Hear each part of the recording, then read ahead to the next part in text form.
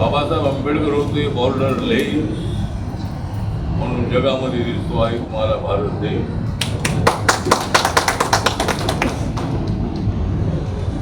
आमचा कसलाही असू द्या वेळ, आमचा कसाही असू द्या वेळ, पण आमच्या पाठीचे खंबीर उभे आहेत बाबासाहेब बॉर्डरलेस. आता माझ्या भीमामुळे आम्ही राहिलो नाही मुके, आमच्या भीमामुळे आम्ही राहिलो नाही मुके, म्हणून मला देशभरामध्ये गेलो की मृत्यू गुणांचा. तर एकतर बाबासाहेब आंबेडकरांचं योगदान हे देशासाठीच राहायचं, पण जगातल्या माणसांना सुद्धा हे सांगणारं बाबासाहेबांचं तत्वज्ञान होतं की आम्हाला युद्ध नको आहे, आम्हाला बुद्ध हवा आहे. पण अलीकडच्या काळामध्ये कुणाला बुद्ध नको आहे, अनेक लोकांना युद्ध हवं आहे. पण आपल्याला माहित आहे की सम्राट अशोकाने युद्ध सोडलेलं आहे. सम्राट अशोक हे तथागत गौतम बुद्धाच्या नंतर 300 वर्षानंतर ते आले. कलिंगाचं युद्ध आहे ते युद्ध एवढं काही मोठं ते जिंकलं होतं. भुवनेश्वर पासून 10-11 किलोमीटरवर कलिंगा नावाची नगरी आहे आणि त्या ठिकाणी युद्ध असं झालं की सम्राट अशोकाने दुश्मनाच्या सगळ्या माणसांना मारून टाकलं आणि त्या ठिकाणी रक्ताच्या नद्या वाहत होतात, नदी वाहत होती असा इतिहास आहे. पण हे सगळं चित्र पाहिल्यानंतर सम्राट अशोक हे अस्वस्थ झाले. एवढ्या लोकांना मारून मिळालेला विजय हा मला समाधान घेत नाही आणि म्हणून सम्राट अशोक बुद्धाकडे वळलेले आहे आणि संपूर्ण भारतामध्ये सुख सगळ्या भारताला बौद्धमय करण्यामध्ये सम्राट अशोकांचा मोठा वाटा आहे. तो तर सगळा इतिहास आहेच आहे.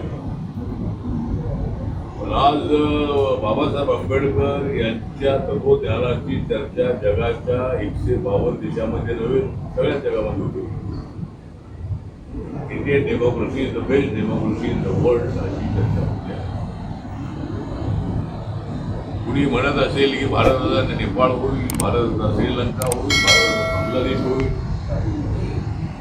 भारताचं संविधान एवढं मजबूत आहे की आपल्या देशामध्ये लिमिटच्या पुढे आंदोलन करत आहे.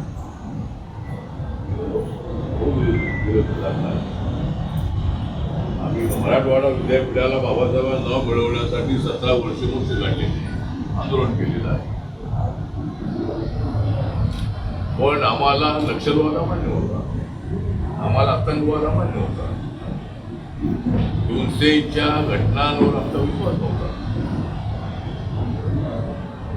आणि म्हणूनच बाबासाहेब आंबेडकरांनी दिलेल्या बुद्धिजमची उपासना करण्याचा प्रयत्न आमच्या काळामध्ये आम्ही केला. अन्यायाचा प्रतिकार करण्याची हिंमत आम्ही होती. अन्यायाचा प्रतिकार आम्ही केलेला आहे. पण बाबासाहेब आंबेडकरांच्या विचाराला डाग लागणार नाही ही भूमिका सातत्याने घेतली. ठीक आहे. तर आज इथे राजेंद्र जाधव हे अत्यंत माझ्या जवळचे मित्र आहे आणि प्रत्येक वर्षाला ते एखादं चांगलं बदल होतात आणि या ठिकाणी माती जरी असली ती असते. बाबासाहेबांच्या पदस्पर्शाची मी पाहिलेली आहे सर्व जगामध्ये देशामध्ये माती. बाबासाहेबांच्या पदस्पर्शाने पावन झालेली मी पाहिलेली आहे जगामधल्या अनेक देशामध्ये आणि भारतामधल्या अनेक शहरांमधली माती. म्हणून सत्ता आलेली आहे माझ्या हाती. मी जर आम्ही भीम पाहिलेला अंधेऱ्या रात्री, आम्ही जर भीम पाहिलेला आहे अंधेऱ्या रात्री आणि मी पेटवलेले आहे अनेक समतीच्या ज्योती. आज इथे प्रदर्शन जे आहे ते अत्यंत चांगलं प्रदर्शन ठेवलेलं आहे. पण 1 दिवसाचं प्रदर्शन आहे आणि नेपाळ, लंडन, महू, हैदराबाद, सोलापूर, महाड, आंबडवे, त्यानंतर आंबेडेंबे, मुरबाड या अनेक ठिकाणची माती आपण या ठिकाणी आणलेली आहे. आणि तांब्या सुद्धा आपण असा ठेवलेला आहे की तांब्या पाहिल्याबरोबर ते सोनच आहे असं वाटावं. कोलंबियाची पण आहे, कोलंबिया अमेरिकेतली कोलंबिया विद्यापीठात कोलंबियाची पण आहे. म्हणजे कोलंबियाची माती अमेरिकेची आणलेली आहे.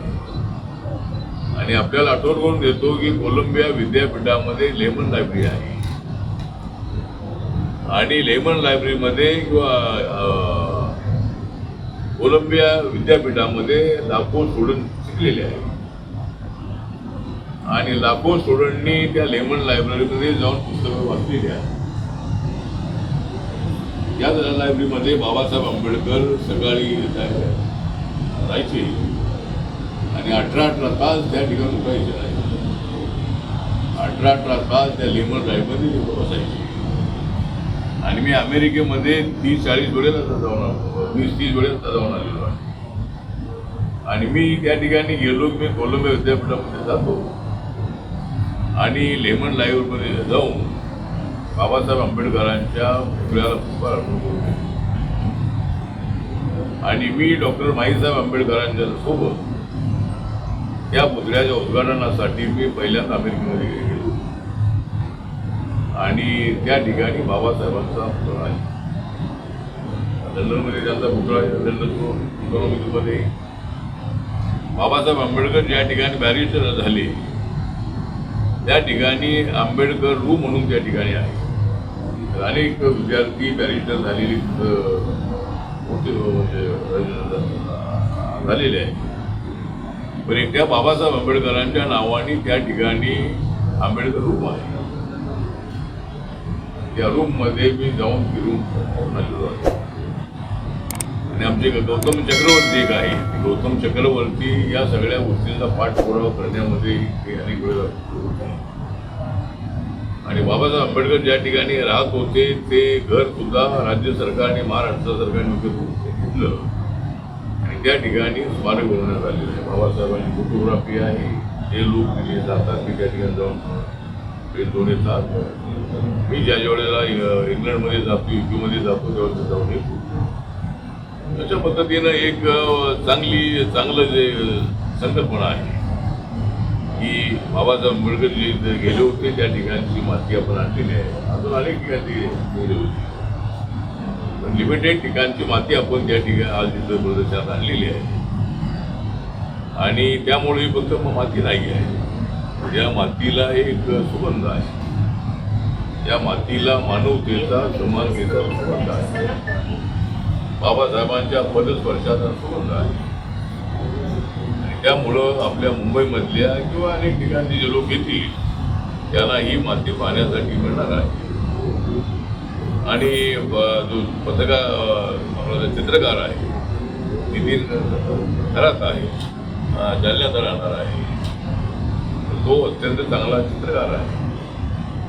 आणि अशा अनेक चित्रकार आपल्या समाजामध्ये आहे. आणि त्यांनी काढलेली जी आताही चित्र आहे आपण राहुलीने नावाची आहे. पण अत्यंत सुंदर अशा पद्धतीची चित्र त्यांनी काढलेली आहे. त्यानंतर या ठिकाणी चित्रकार आपले आतिश पालवणकर पालवणकर आतिश पालवणकर ना पालवणकर जे पालवणकर आहे. त्यानंतर दुसरे सदानंद एलवी जे आहे आपले काय एलवीज आपले सोनबा एलवे जर सोयी आहे ते बाबासाहेब पुण्याला जात असताना त्या ठिकाणी जाताना येताना त्यांना एकदा कुठेतरी त्यांना बाबासाहेब पाणी प्यायला मिळालं नव्हतं. बाबासाहेब अस्पृश्य आहेत म्हणून त्या हॉटेलवाल्याने त्यांना पाणी दिलेलं नव्हतं. आणि या वेळेला सोनबा एलवेना कळलं त्यावेळेला ते जो स्पॉट मी बघितलेला आहे त्या बस स्टँडच्या जवळ जो स्पॉट आहे त्या ठिकाणी सोनबा एलवे रोज त्या ठिकाणी बसायचो. बाबासाहेब येतील, बाबासाहेबांचा अपमान होईल करू नये म्हणून त्याला अगोदर आपण ते सांगायचं हे पाणी आपण प्या, आमच्या हॉटेलमध्ये तुम्हाला पाणी देत नाही. असं एवढा श्रद्धावान अशा पद्धतीचं ते नाव सोनबाईचं आहे. पनवेलजवळ पनवेलच्या ठिकाणी आहे. ते सदानंद रेल्वे या ठिकाणी उपस्थित आहे. त्यानंतर हेमंत सामंत आहे. हेमंत सामंत यांनी आजच्या कार्यक्रमाची सुरुवात केलेली आहे. आपले विनोद कांबळे आहे, ते सुद्धा आपले मित्र आहे आणि ते सुद्धा ते चांगलं काम करत आहेत. संजय पवार आमचे जिल्ह्याचे अध्यक्ष आहे, ते सुद्धा या ठिकाणी उपस्थित आहे. हे जेवण्यामध्ये राजेंद्र जाधव यांचा मोठा वाटा आहे आणि ते त्याच्या RPI नाही आहे, पण लोकांना वाटतं की RPI आहे. पण ते RPIच्या जवळ असणारे किंवा संस्था चालवणारे असे ते आहे. दिल्लीला नेहमी येत असतात. आपले अनिल सुतार जे आहेत, राम सुतारांचे चिरंजीव, त्यांच्या जनता अत्यंत जवळचा संबंध आहे.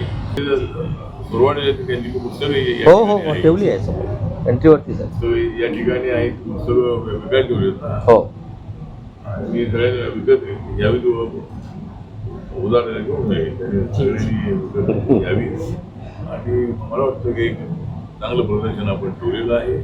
मी आपल्या प्रदर्शनाला शुभेच्छा देतो. जय भीम, जय भारत, जय महाराष्ट्र.